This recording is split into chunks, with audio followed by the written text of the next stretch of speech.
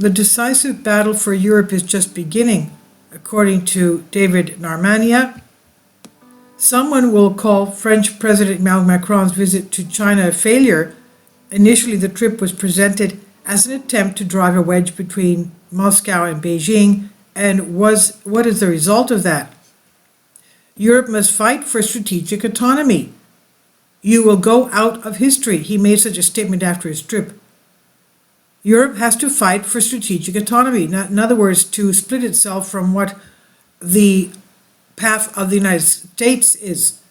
Now, after that, Macron also added that Europe should not get involved in the confrontation between the United States and China over Taiwan, and in general, it's time to stop complying with the White House wishes. Is this not freedom leading the people to the roadblocks of the struggle against American hegemony and sovereignty? Of course, this does not go unnoticed. In the US, Marco Rubio, the senator from Florida, was assigned to answer. Second rate, that's for sure. The latter threatened that Europe plans to remain neutral in the fight over Taiwan and should consider how to resolve the conflict in Ukraine, in which the US has been drawn. Rubio, of course, is not telling the truth. Washington is directly interested in this confrontation. If you try to see the world forest behind the trees of the Ukrainian crisis, you can see the following picture. The events taking place today have not so much Ukraine. This is for Europe. Even if the Russian tanks enter Lviv, which is on the west part of Ukraine, past Kiev, security threats to our country can be reduced, they said, concerning Russia, but they will not disappear. NATO will continue to be on Russia's borders and will not become a less hostile organization. A direct conflict will lead to disaster. This is understood both in Moscow, Washington, and other capitals of the North Atlantic. They will try to avoid it. At the same time, it's also impossible for them to coexist peacefully. Vladimir Putin, at the beginning of his reign, tried to integrate Russia into the alliance, but this initiative was coldly appreciated in Brussels, which is the head of the European Parliament. The USSR was not defeated in the Cold War to be associated with its successor. And what's the point of including someone you consider an enemy into your alliance anyway? And this is why homelands in Ukraine were predetermined. The West wanted it and left Russia no choice. All of Moscow's peace initiatives regarding the Minsk or Istanbul Accords agreements were used to strengthen the armed forces of Ukraine and not to resolve the contradictions. A blitzkrieg, a surprise attack, would ensure victory over Ukraine, but the new conflicts would break out elsewhere around Russia's perimeter.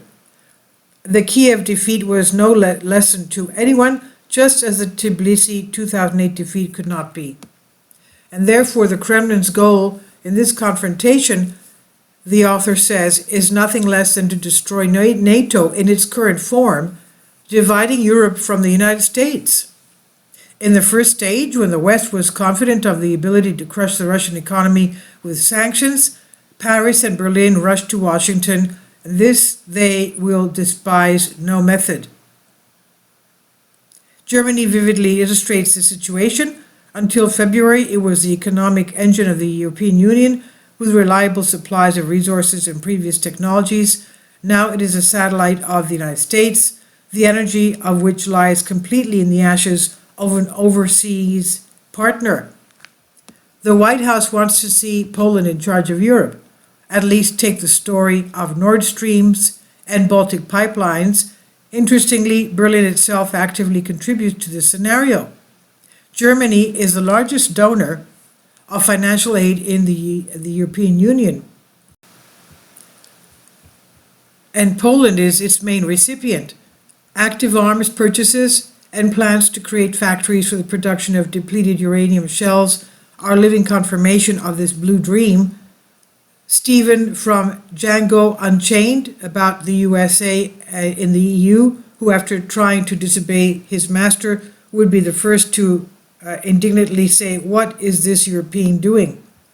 A striking example, it was the Polish media that reported that France was blocking the EU's decision to supply ammunition to Ukraine. Paris has been accused of trying to lobby for the interests of the companies in the conflict. This is only allowed for the USA.